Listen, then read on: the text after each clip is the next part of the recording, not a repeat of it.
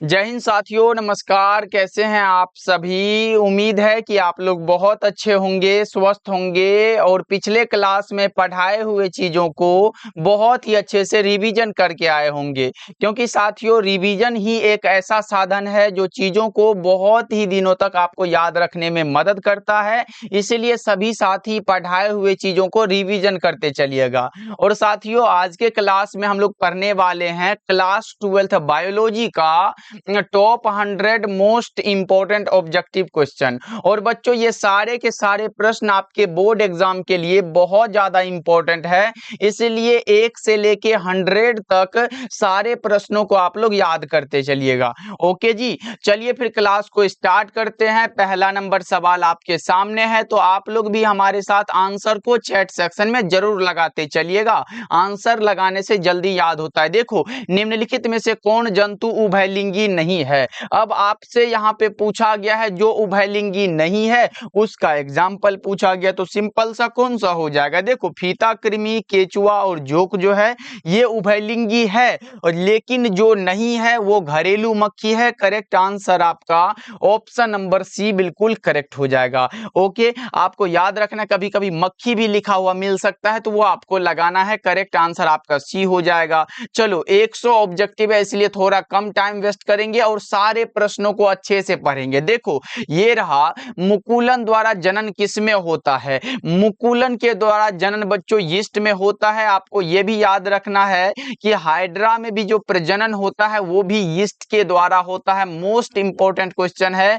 Exam में repeated question है कि हाइड्रा में प्रजनन किसके माध्यम से होता है, तो आपका आंसर होना चाहिए यीस्ट होता है सर। ओके, चलो अगला नंबर सवाल का जवाब जल्दी से आप लोग बताएंगे। ये रहा प्रश्न आपके सामने, बड़ा इंपॉर्टेंट सा सवाल है। निम्नलिखित में से कौन जीवन काल में एक बार प्रजनन करते हैं? कौन सा है बच्चों, आप बताओ। ये है प्रशांत महासागरीय सामान्य मछली और बांस। ये दो एग्जाम्पल मोस्ट इंपॉर्टेंट है, आपको याद रखना है। ऑप्शन ए आपका करेक्ट हो जाएगा। पूरे जीवन काल में बच्चों जो एक बार प्रजनन करते हैं, एक बार पुष्प पैदा करते हैं, वो बांस और कौन सा? प्रशांत महासागरीय सामान्य मछली है। आपको बहुत अच्छे से ध्यान में रखना है साथी। चलो अगला नंबर सवाल का जवाब बताओ। समयुग्मक पाए जाते हैं किसमें? समयुग्मक किसमें पाए जाते हैं सर? क्लेडोफोरा में। किसमें बच्चों? क्लेडोफोरा में। ऑप्शन नंबर डी आपका बिल्कुल करेक्ट हो जाएगा। पूरे 100 ऑब्जेक्टिव सभी बच्चे का डिमांड था कि सर बायोलॉजी का क्लास इधर ऑफ है तो उसको भी स्टार्ट कर दो, तो फाइनली पूरा 100 ऑब्जेक्टिव है। देखो, तोता का जीवन काल कितना होता है बच्चों, बताओ तो जल्दी से। तोता का जीवन काल सर 140 वर्ष होता है। तोता का जीवन काल 140 वर्ष होता है। अच्छा, ये बताओ बच्चों, एग्जाम में जो आया हुआ है वो बरगद का कितना होता है? जल्दी बताओ, बरगद का जो पेड़ होता है उसका जीवन काल आप हमें बता दो। इसके बाद अगर जानते हो तो आप हमें हाथी का भी बता सकते हो। उसके बाद अगर और भी कुछ जानते हो क्या बच्चों, जल्दी से बताओ। अच्छा सर, कछुआ भी इंपॉर्टेंट है, वो भी बता दो। देखो बच्चों, ये तीनों एग्जाम्पल इंपॉर्टेंट है। बताओ, बरगद का 200 वर्ष होता है सर। कितना होता है? बरगद का 200 वर्ष होता है। हाथी का 65 ईयर्स होता है बच्चों, ये आपको ध्यान में रखना है। और ये कछुआ का भी आप 200 ईयर्स ये याद रखना। कछुआ और बरगद बच्चों ये कब हो जाएगा, यानी कि कब याद रख लो। क से कछुआ और ब से बरगद का 200 वर्ष है और हाथी का 65 वर्ष होता है। ये आपको ध्यान में रखना है बच्चों, एग्जाम में पूछा जाता है इसलिए ध्यान में रखना। ओके, और तोता का कितना? 140 वर्ष होता है। तीनों चारों एग्जाम्पल आप याद रख लो। जितना रिलेटेड बताएंगे वो समझो अपने आप में एक क्वेश्चन है। देखो बताओ जल्दी से, द्विगुणित कौन सा है? द्विगुणित बच्चों अंड नहीं है, क्योंकि ये हैप्लॉइड होता है। पराग भी हैप्लॉइड है, लेकिन युग्मनज बच्चों मेल गेमिट प्लस में फीमेल गेमिट दोनों का संयोजन होता है ना बच्चों, ये कौन सा होता है? जायगोट का निर्माण होता है, जिसे हम लोग क्या कहते हैं सर? इसे ही तो हम लोग युग्मनज कहते हैं। और ये क्या होता है? ये डिप्लॉयड होता है, 2n स्ट्रक्चर का होता है, युग्मनज हमारा करेक्ट हो जाएगा। ओके बच्चों, अच्छा ये बताओ तो भ्रूणपोष के गुणसूत्रों में सूत्र गुण की ये क्या होती है बच्चों, ये बताओ। भ्रूणपोष में गुणसूत्रों की सूत्र गुणता क्या है बताना है, तो सर ये ट्रिप्लॉयड होता है, 3n होता है। ओके, अच्छा अगर सिर्फ पूछे मेल गेमीट बच्चों तो क्या होता है बताओ तो। अगर मेल गेमीट आपसे सिर्फ पूछे तो याद रखना ये सिर्फ हैप्लॉयड है, क्योंकि मेल गेमीट है सिर्फ। अगर दोनों मिले, क्या बच्चों, अगर हमारे सामने फीमेल गेमीट भी हो तो वो कौन सा हो जाएगा, वो भी हैप्लॉयड होता है। कैसा होता है, हैप्लॉयड, एक गुणक, लेकिन दोनों का अगर संयोजन होता तो ये 2n स्ट्रक्चर का होता है। ये आपको ध्यान रखना है, करेक्ट आंसर डी हो जाएगा। ओके बच्चों, एग्जाम में पूछा गया सवाल है, बताओ इमेस्कुलेशन किससे संबंधित है। इमेस्कुलेशन बच्चों किससे संबंधित है, हमें लगता है कि इसका करेक्ट आंसर संकरण होगा, हाइब्रिडाइजेशन होगा। 7 नंबर सवाल का जवाब आप भी सी लगा रहे हो तो करेक्ट है। चलो 8 नंबर बताओ जल्दी से, पार्थेनोजेनेसिस शब्द किसके द्वारा दिया गया, इंपॉर्टेंट है बच्चों। अच्छा, अनुवांशिकता के जनक कौन कहे जाते हैं, ये बताओ, एग्जाम में आएगा तो आएगा बच्चों, बताओ जल्दी से। अनुवांशिकता के जनक बच्चों, अनुवांशिकी भी लिख सकते हो, इसके जनक बताओ जल्दी से। अनुवांशिकता का नियम किसने दिया था, तो आप बोलोगे सर ये ग्रेगर जॉन मेंडल साहब हैं। ग्रेगर जॉन मेंडल साहब है बच्चों, इन्होंने मटर के पौधे का चयन किया था। कौन सा मटर था बच्चों, क्या वो उद्यान मटर था या फिर गार्डन वाला, कौन सा मटर था बच्चों जल्दी से बताओ, तो वो गार्डन वाला मटर था। सर पार्थेनोजेनेसिस शब्द जो है ये किसके द्वारा दिया गया, ओवेन के द्वारा दिया गया है, क्या बताओ तो जल्दी से, सर ओवेन के द्वारा दिया गया, ध्यान रखना है। चलो अगला बताओ, 9 नंबर सवाल है, भ्रूणपोष वाले बीजों को क्या कहा जाता है, एंडोस्पर्मिक कहा जाता है। एंडोस्पर्मिक बच्चों कहां दिया गया, डी वाला में दिख रहा है, करेक्ट आंसर आपका डी हो जाएगा। चलो 10 बताओ, पेनिसिलियम उत्पादित करता है कौन सा बच्चों, ये पेनिसिलियम बच्चों उत्पादित करता है किसको, 10 नंबर सवाल का जवाब आप लगाओगे सर कौन सा होगा, ये माइटोस्पोर होगा और मीजोस्पोर, ये दोनों को, करेक्ट आंसर आपका डी हो जाएगा। चलो फटाफट से लगाते चलो, फटाफट से याद करते चलो। ये देखो, क्लोरेला निम्न में से क्या है, इंपॉर्टेंट क्वेश्चन है, बताओ क्लोरेला क्या है सर, शैवाल है। क्लोरेला क्या है, शैवाल है, एल्गी है। ऑप्शन ए आपका सही हो जाएगा। देख रहे हो दोनों मीडियम में क्वेश्चन है, प्रॉपर तरीके से दिया गया है। और बच्चों अगर आपको प्रदीप सर का मेहनत थोड़ा सा भी पसंद आ रहा है तो एक बार क्लास को सभी साथी लाइक कर लो, फटाफट से एक बार कर दो, तो पढ़ाने का एनर्जी 2 गुना हो जाता है। तो जल्दी से एक बार क्लास को लाइक कर लो, नए जुड़ रहे हो बच्चों सब्सक्राइब कर लेना। और हाँ, एक चीज याद आ गया, जितने भी साथी हमारे द्वारा तैयार फिजिक्स, केमिस्ट्री और बायोलॉजी का नोट्स पढ़ना चाहते हो, यानी कि बच्चों उस नोट्स में सिर्फ इंपॉर्टेंट क्वेश्चन को हमने इंक्लूड किया है। फिजिक्स, केमिस्ट्री और बायोलॉजी में जितना भी प्रश्न आ सकता है वो सारा का सारा हमने उसमें ऐड कर दिया है बच्चों। उस नोट्स को पढ़ के आप फिजिक्स, केमिस्ट्री और बायोलॉजी का डर भगा सकते हो। एग्जाम में 90+ नंबर की गारंटी हमारी है, अगर आप उसे याद कर लेते हो तो बच्चों। और याद तो करोगे ना, क्योंकि बच्चों पढ़ना है, आपको बहुत अच्छा नंबर लाना है, तो इस नोट्स को जरूर पढ़िएगा। और बच्चों हमारे तरफ से साथ में इसके साथ हिंदी फ्री होगा, तो कॉल कर लीजिएगा, इसका चार्ज मात्र 299 रखा गया है। कॉल कर लीजिएगा 70 70 82 16 85 नंबर पे, और सारे साथी ले लीजिएगा। ये आपको पीडीएफ के फॉर्मेट में व्हाट्सएप पे भेजा जाता है, जब चाहो आप ले सकते हो। एक बार कॉल या मैसेज कर लीजिएगा व्हाट्सएप पे इस नंबर पे कि सर हमें ये नोट्स चाहिए, फिजिक्स, केमिस्ट्री, बायोलॉजी और साथ में हिंदी फ्री वाला, तो आपको मिल जाएगा। तो आप एक बार जरूर कांटेक्ट करिएगा। ओके, जितने भी साथी चाहते हैं कि अच्छे नंबर लाना है फिजिक्स, केमिस्ट्री और बायोलॉजी में अच्छे से पढ़ के, तो इसे एक बार जरूर पढ़िएगा साथी। ओके चलो, और यहाँ पे तो हम आपके लिए मेहनत कर ही रहे हैं, तो फिर इसे भी नहीं छोड़ना है, क्योंकि ऑब्जेक्टिव का टेंशन भैया जी यहीं पे खत्म हो जाएगा। उसमें भी आपको ऑब्जेक्टिव मिलेगा, जो एग्जाम में आने वाला है उसमें आपको मिलेगा ही, लेकिन अगर जो साथी नहीं ले सकते वो आप यहाँ पे पढ़ सकते हो। ओके जी, चलो बताओ पराग भित्ति होती है कैसी, पराग भित्ति कैसी होती है बताओ जल्दी जल्दी से। पराग भित्ति द्विस्तरीय होती है, उसमें नोट्स में सब्जेक्टिव, ऑब्जेक्टिव सारा कुछ रहेगा, शॉर्ट लॉन्ग क्वेश्चन सारा कुछ 60 रहेगा मानो सब्जेक्टिव रहेगा और 200 से 300 बीच ऑब्जेक्टिव रहेगा, बस उसी से काम हो जाएगा। देखो परागकण कैसे हो सकते हैं बच्चों, परागकण एलर्जी कारक हो सकते हैं, 13 का सी होगा। अब डेली क्लास शाम के 8 बजे और शाम के 7 बजे ये 2 क्लासेस होंगी, साथ ही आप याद रखोगे। ओके चलो हाँ, अगला नंबर सवाल बताओ जल्दी से, निम्न में से किसका पुष्पासन खाया जाता? पुष्पासन पूछा गया है और आप आंसर लगा रहे हो सर सेब का, तो याद रहे करेक्ट आंसर लगा रहे हो आप। चलो नेक्स्ट बताओ जल्दी से, भ्रूणपोष में कितने गुणसूत्र होते हैं? और बच्चों ये हमने ऊपर बता चुका है, अगर बता चुका है तो आंसर लगाओ। कितने होते सर? 3 एंड ट्रिप्लॉइड हमने बोला था क्या? हमारा बात को अच्छे से सुनते हो ना बच्चों? ऐसा तो नहीं है ना कि ध्यान कहीं और है, हाँ उसका मैसेज आया हुआ होगा, यानी कि वो क्लास भी देख रहे हैं, एक बार उधर भी जा रहे हैं, इधर भी जा रहे हैं, या फिर इधर देख रहे हैं, हाँ उधर खाना भी बढ़िया बन रहा है। ऐसा नहीं, अगर क्लास कर रहे हैं तो प्रॉपर हमारा ध्यान जो है वो क्लास पे होना चाहिए, तभी याद हो पाएगा। ओके तो सभी बच्चे समझ रहे होंगे क्योंकि इंटर के बच्चे हो ना जी। बताओ जल्दी से, घास के बीज में प्रसल्क यानी कि स्कुटेलम को क्या कहते हैं? क्या कहते हैं बच्चों? बताओ जल्दी से क्या कहते हैं? तो सर इसे हम लोग बीज पत्र कहते हैं, याद रहे। चलो अगला बताओ, अगला नंबर सवाल है, निम्नलिखित में से किस समूह में अगुणित पादप शरीर होता है? अगुणित पादप जिसमें शरीर होगा उसका नाम है ब्रायोफाइट्स। कौन सा? ब्रायोफाइट्स। राइट आंसर आपका डी हो जाएगा। चलो नेक्स्ट बताओ, कल जो है फिजिक्स का क्लास होगा तो जरूर जुड़िएगा। एक दिन फिजिक्स केमिस्ट्री बायोलॉजी एक एक दिन करके करेंगे, तब भी हमारा सिलेबस पूर्णतः खत्म हो जाएगा। बताओ सरटोली कोशिकाएं पाई जाती है कहां पर बच्चों? सरटोली कोशिका जो पाई जाती है वृषण में बच्चों, टेस्टिस में, ऑप्शन ए है सही। चलो 19 बताओ, वीर्य को किस में हिमकृत किया जाता है? तरल नाइट्रोजन में। किस में बच्चों? लिक्विड नाइट्रोजन में, ऑप्शन नंबर ए आपका सही हो जाएगा।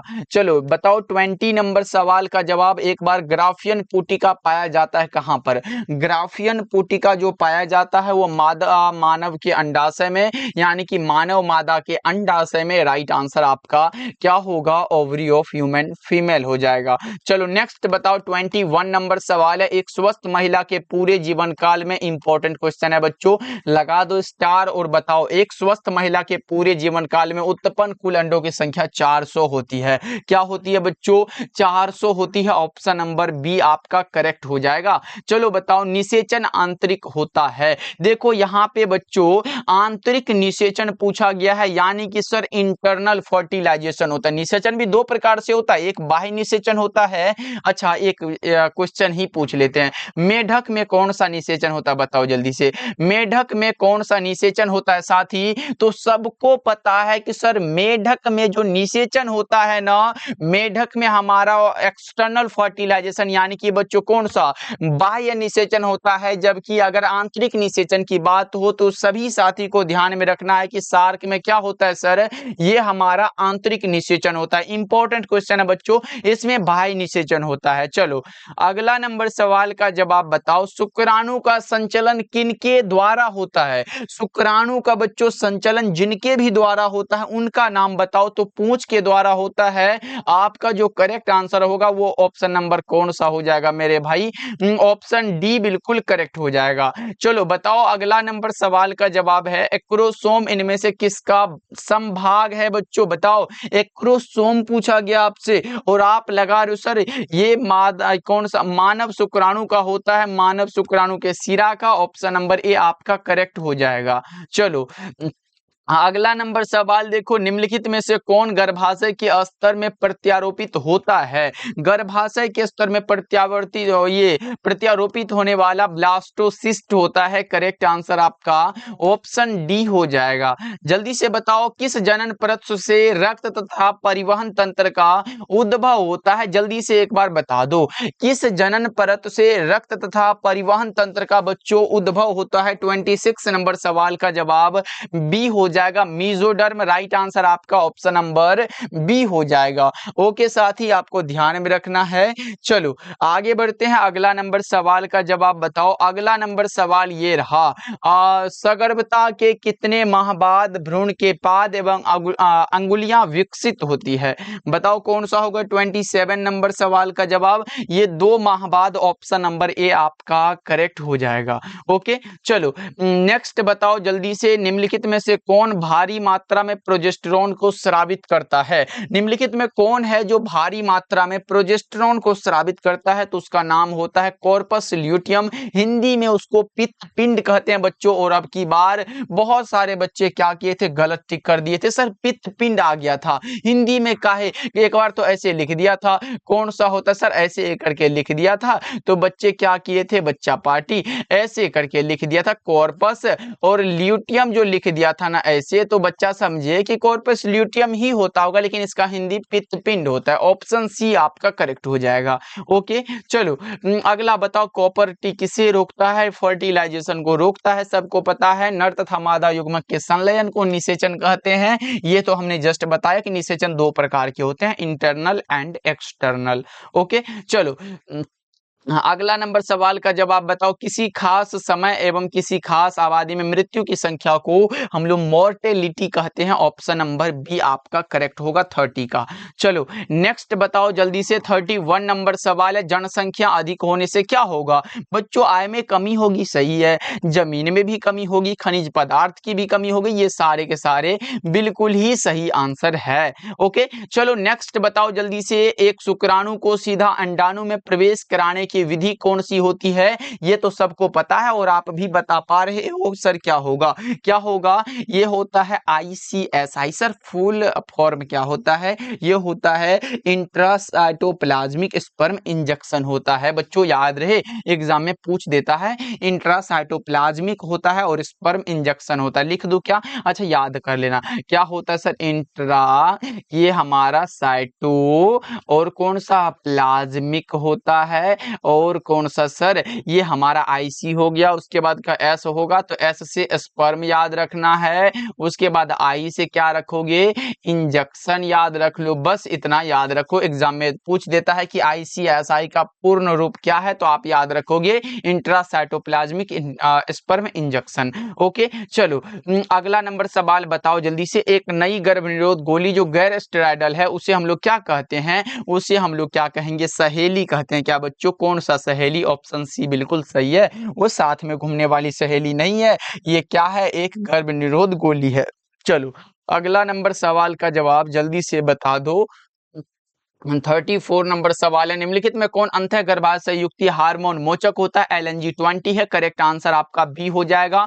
35 बताओ, निम्नलिखित में कौन यौन संचारित रोग होता है? यौन संचारित रोग आपको बताना है, सिफिलिस है, करेक्ट आंसर आपका ऑप्शन डी हो जाएगा साथी। चलो बताओ, जननांग समस्या किनके द्वारा फैलने वाला STD होता है? STD यानी कि सेक्सुअली ट्रांसमिटेड डिजीज होता है, और ये पेपिलोमा विषाणु के कारण, ऑप्शन सी आपका सही हो जाएगा। चलो पृथक्करण के सिद्धांत को और क्या कहते हैं? युग्मकों की शुद्धता का नियम कहते हैं। क्या कहते हैं बच्चों? युग्मकों की शुद्धता का नियम। देखो हमने ऊपर ये भी बता चुका कि मेंडल ने किसका प्रतिपादित किया था, अगर आप ध्यान से देख रहे हो तो आप लगाओगे सर आनुवंशिकता का नियम मेंडल साहब के द्वारा ये दिया जाता है, तो करेक्ट आंसर आपका ऑप्शन नंबर सी हो जाएगा। चलो 39 नंबर सवाल देखो, अर्जित गुणों के वंशागति का सिद्धांत किनके द्वारा दिया गया? ये भी बताओ, बड़ा आसान सा सवाल है। अर्जित गुणों के वंशागति का सिद्धांत लेमार्क साहब के द्वारा दिया गया। किसके द्वारा बच्चों? लेमार्क साहब के द्वारा।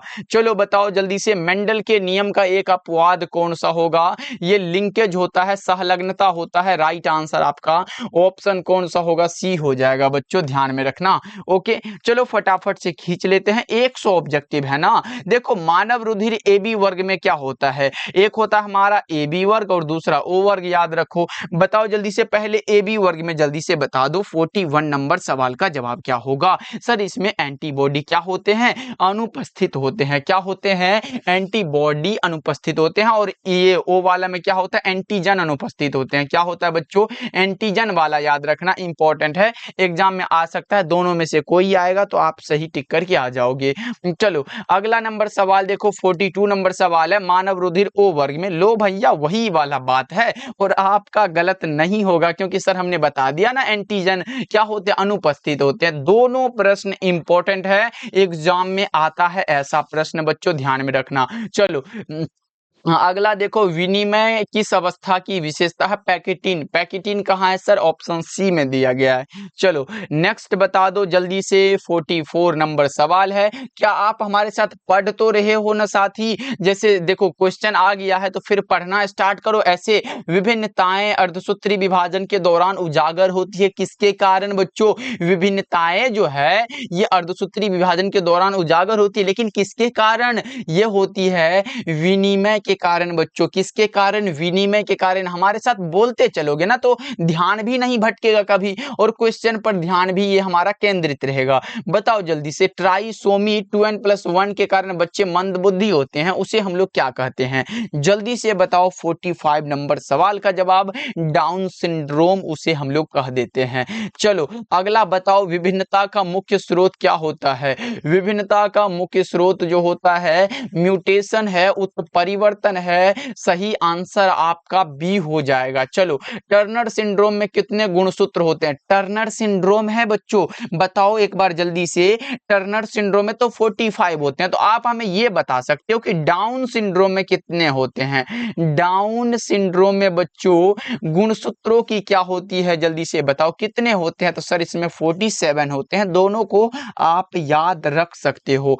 चलो अगला बताओ, 48 नंबर सवाल है, निम्नलिखित में कौन अनुवांशिक बीमारी नहीं है। अनुवांशिक बीमारी जो नहीं है वो बताओ आप हमें, जल्दी से बताओ। 48 नंबर सवाल का जवाब, ये क्रेटिनिज्म कोई अनुवांशिक बीमारी नहीं है। चलो अगला बताओ, डीएनए अणु में अगर साइटोसिन आपके पास 18% है तो एडेनिन कितना होगा, इसमें ये 32% होगा, 49 का आपका डी हो जाएगा।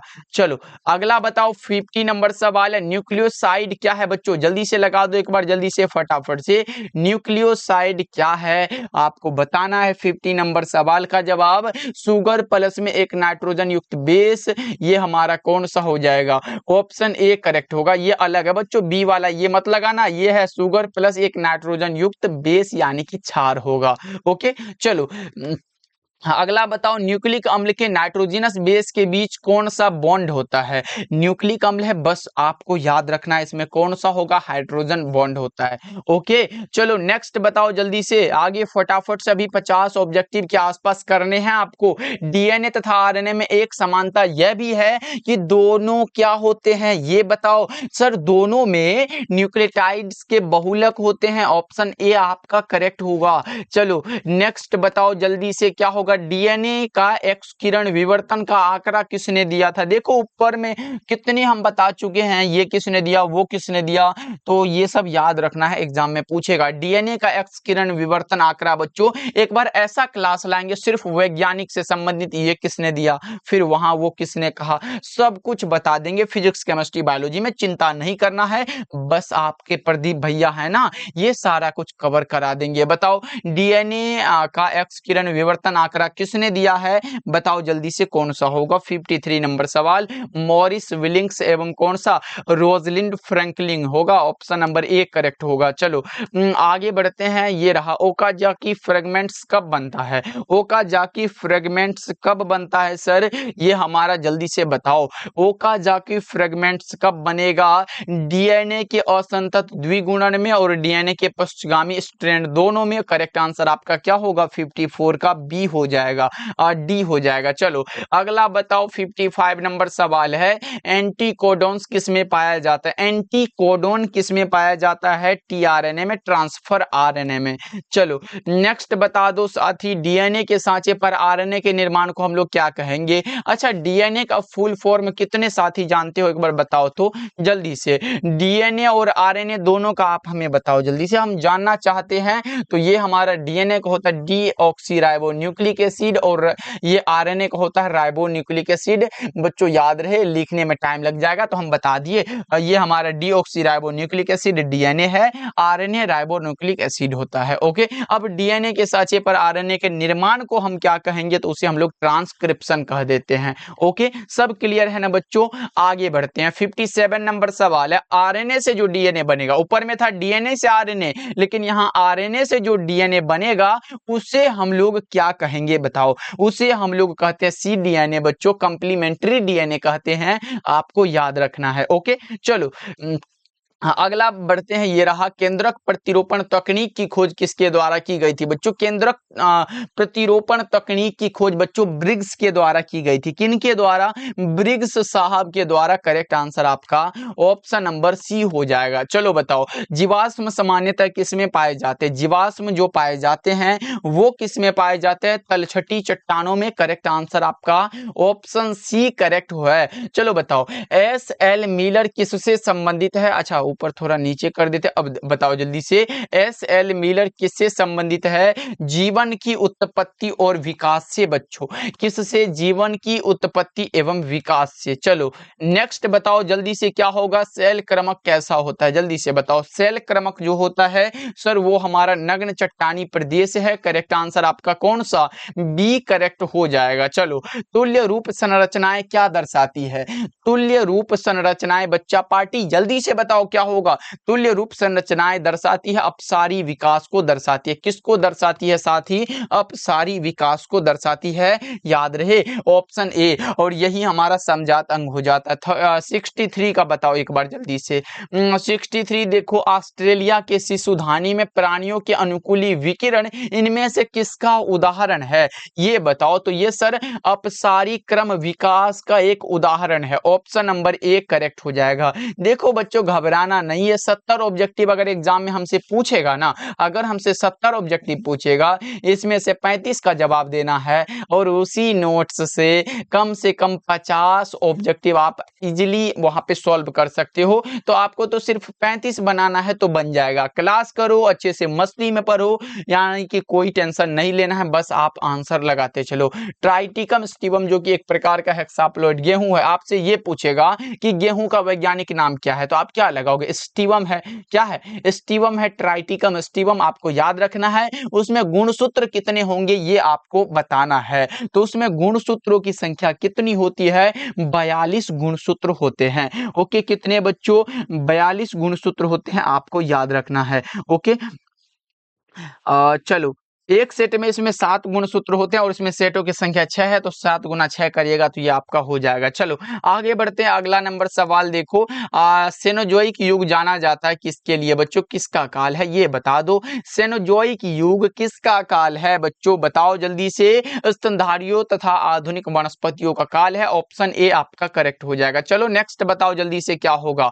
वुचरेरिया बैंक्रोफ्टी जो आदमी में फाइलेरिया रोग पैदा करता है, ये हेलमिंथ ग्रुप का है, आपको ध्यान में रखना है। एक बार एग्जाम में आया था कि वुचरेरिया बैंक्रोफ्टी आदमी में कौन सा रोग पैदा करता है, तो आप क्या लगाओगे? तो सर ये फाइलेरिया रोग पैदा करता है। आपको याद रखना है, जो ऑप्शन हो उसके अकॉर्डिंग लगा दीजिएगा। चलो अगला नंबर सवाल का जवाब बताओ जल्दी से, क्या होगा?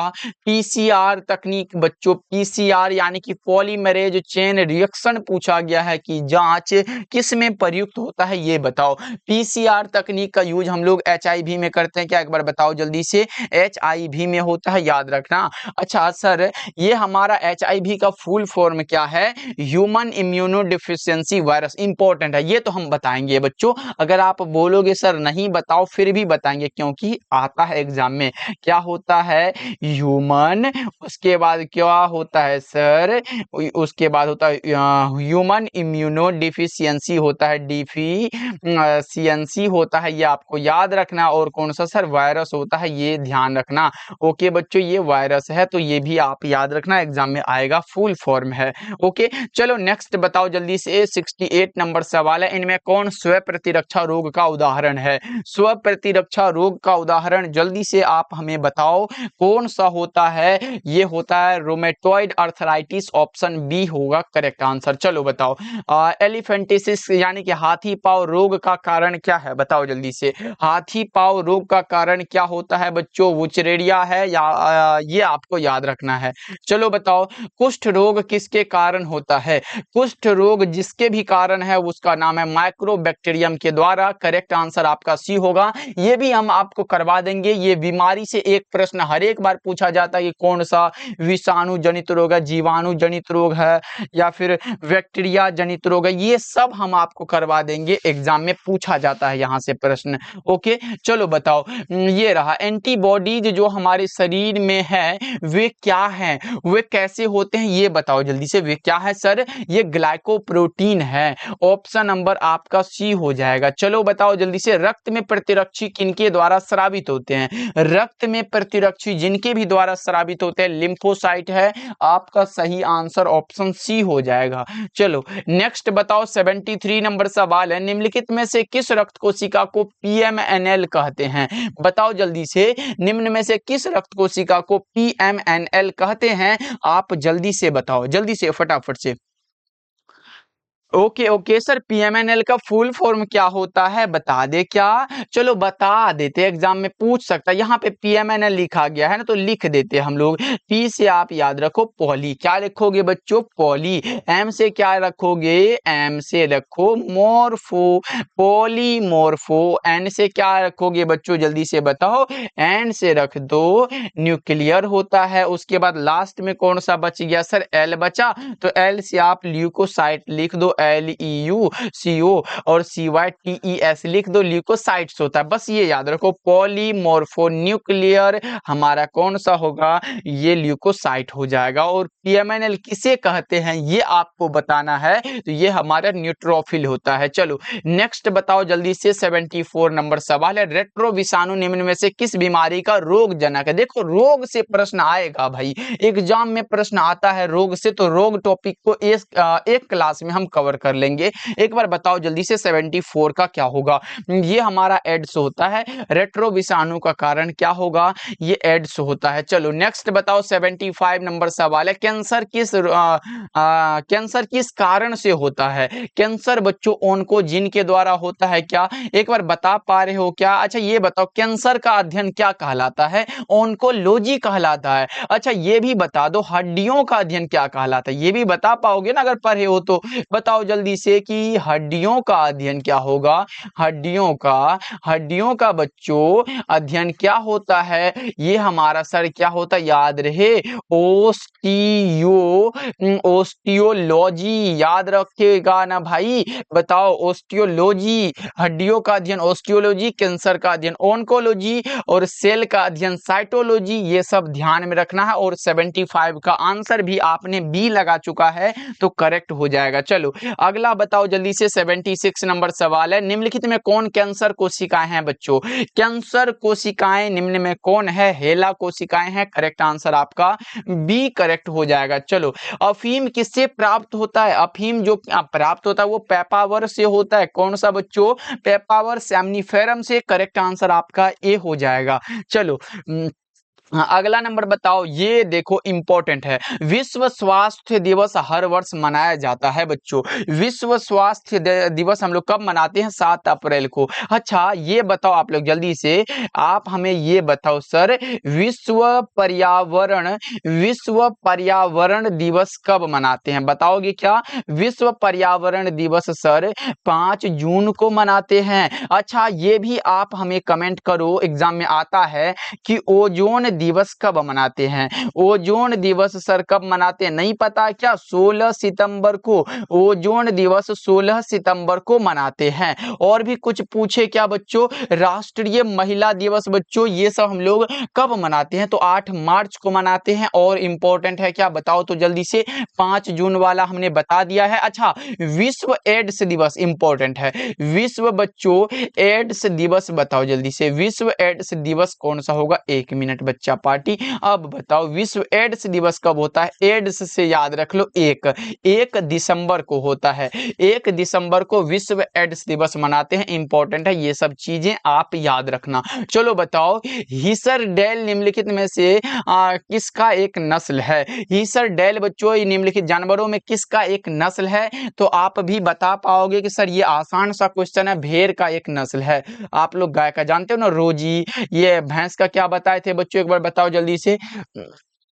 चलो बहुत अच्छे, भैंस का आप लोग कमेंट करके बताओ। चलो अगला नंबर सवाल का जवाब एक बार बताओ। 80 नंबर सवाल है, लाइसिन युक्त शक्ति, रेटिन तथा प्रोटीना किसकी किस्में हैं? 80 नंबर सवाल का जवाब भी आप बता पाओगे सर, मक्का की किस्में हैं।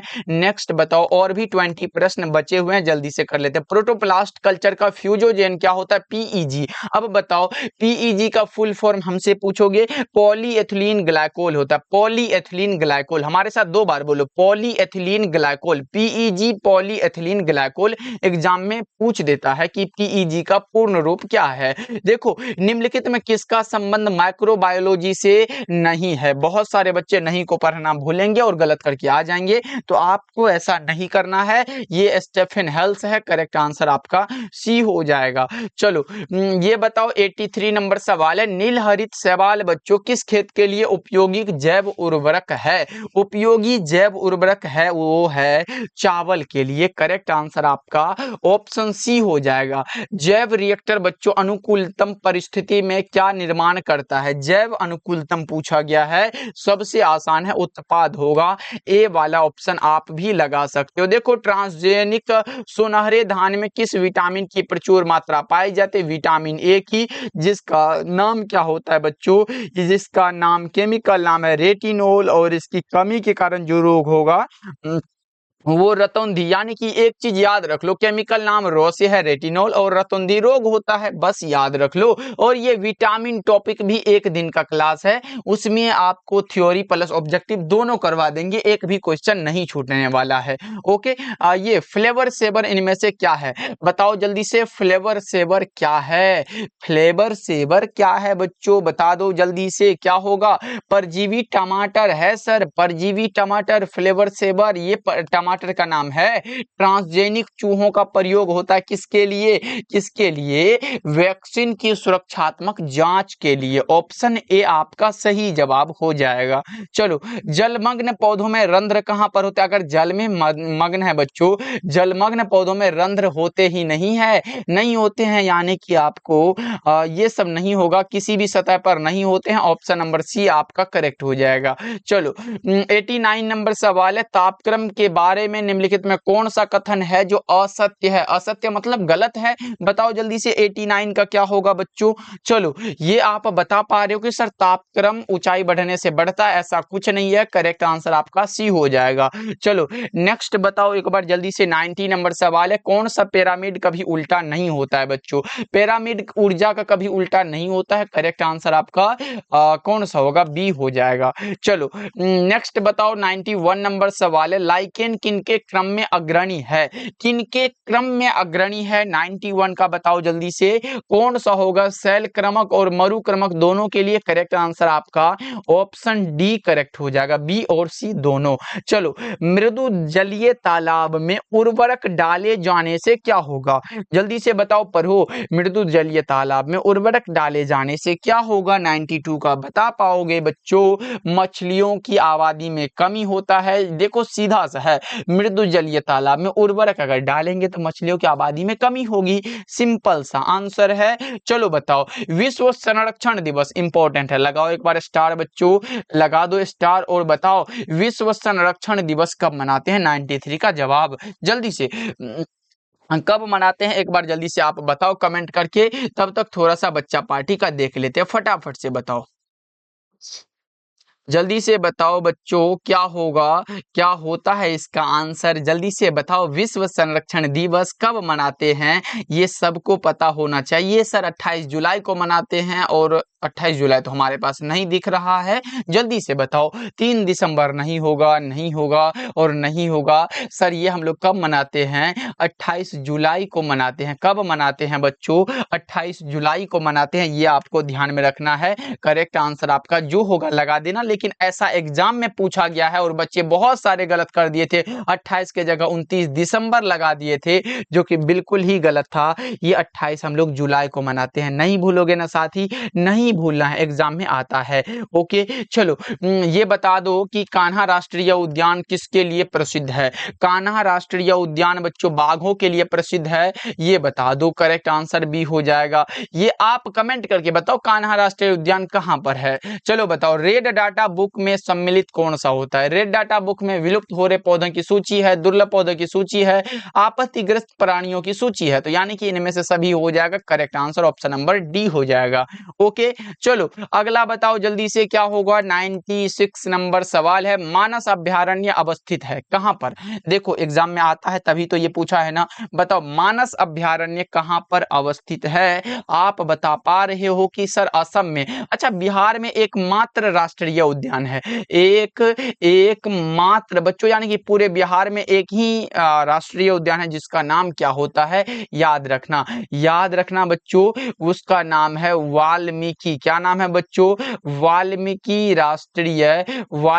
राष्ट्रीय उद्यान। इसे हम लोग वाल्मीकि टाइगर रिजर्व कहते हैं। यानी कि ये बाघों के लिए प्रसिद्ध है। ये भी आप याद रखोगे।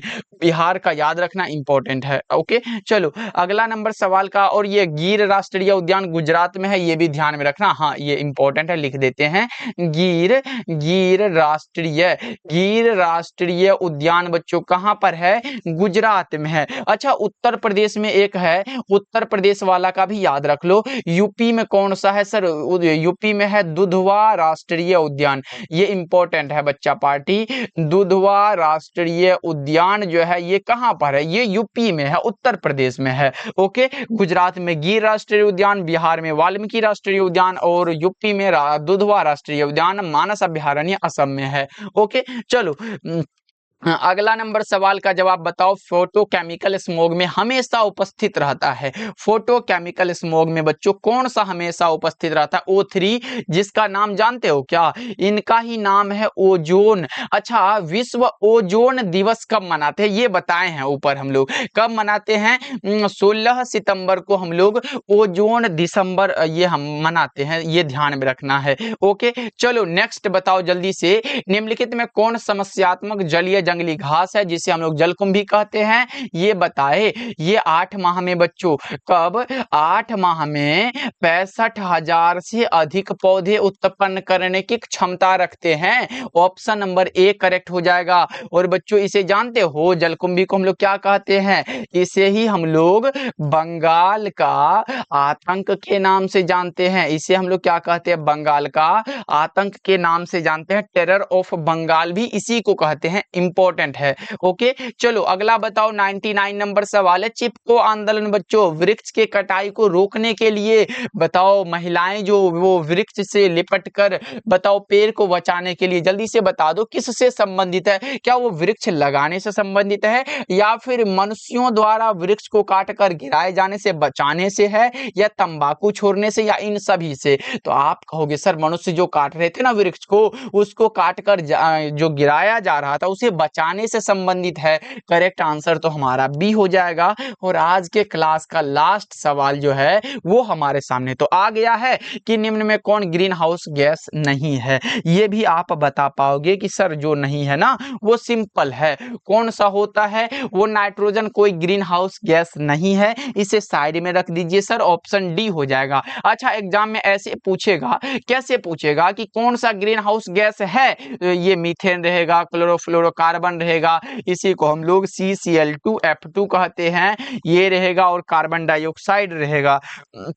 तो बच्चों आप क्या लगाओगे? इनमें से सभी लगाना, अगर है पूछे तब सभी लगाना, लेकिन नहीं है तो नाइट्रोजन कोई ग्रीन हाउस गैस नहीं है, ऑप्शन डी बिल्कुल करेक्ट हो जाएगा। ओके साथी, अभी तक जितने बच्चे हमारे साथ जुड़े हुए थे वो बहुत ही अच्छे पढ़ने वाले बच्चे हैं, क्योंकि हमें उम्मीद है अगर आप शुरू से लेके सारे प्रश्नों को करते आ रहे हो हमारे साथ, इसका मतलब है कि आप में भी जिज्ञासा है कि सर हमें भी बहुत अच्छे नंबर लाने हैं 12th में, जिससे कि हमारे माता पिता के सर जो है वो गर्व से ऊंचे हो। पूरे टोले में अगर आपका नाम होगा कि देखो ना उसका बेटा 450 से ज्यादा नंबर लाया है या फिर टॉपर है, तो कैसा महसूस होगा ये आप सोचो। ये मोटिवेशन देखो, मोटिवेशन 4 लाइन बोल दिए, हाँ ये करोगे, तोड़ दोगे, फोड़ दोगे, तो इससे बच्चा मोटिवेशन नहीं होता, क्योंकि ये 2-4 मिनट का ये है। लेकिन आप खुद सोचो बच्चों, डिसिप्लिन अपने पास रखो, सोचो कि आपके माता पिता के बारे में, अगर आप अच्छा नंबर लाओगे तो फिर पूरे टोला में आपका नाम होगा, आपके माता पिता का नाम होगा, तो ये आप खुद सोच सकते हो। ओके बच्चों, चलो क्लास कैसा लगा आप लोग कमेंट करके बताना। आप लोग बच्चे नहीं रहे जो मैं समझाऊं एकदम पूरे लाइन बाय लाइन, आप लोग खुद समझदार हो। और जितने बच्चे नोट्स लेना चाहते हो एक बार कॉल कर लीजिएगा बच्चों। 299 इसका मात्र चार्ज रखा गया बच्चों, क्योंकि हमारा भी तो थोड़ा ये होना चाहिए ना, पेट भरना चाहिए, इसीलिए बच्चों ये 299 इसका चार्ज रखा गया है। तो कॉल कर लीजिएगा 7070821685 नंबर पे। आप हमें व्हाट्सएप पे मैसेज भी कर सकते हैं कि सर हमें नोट्स लेना है, आपको ये मिल जाता है बच्चों, जरूर कीजिएगा। ओके, मिलते हैं फिर अगले क्लास में, सभी साथी ध्यान रखिएगा। और हाँ, जाते जाते बता दे रहे इसका रिवीजन करके आइएगा, पूरे 100 ऑब्जेक्टिव हम अगले क्लास में पूछेंगे, पढ़ के आए हो या फिर नहीं। मिलते हैं फिर साथी।